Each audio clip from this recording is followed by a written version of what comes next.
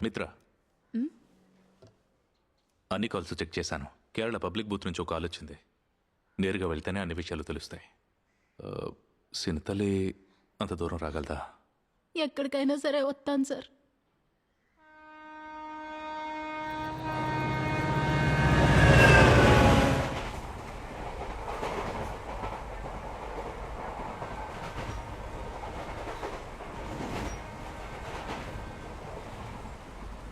అయ్యా,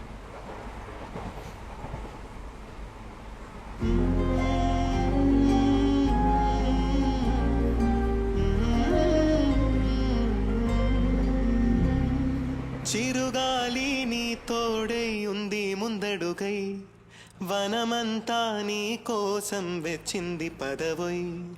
కష్టాలు కడ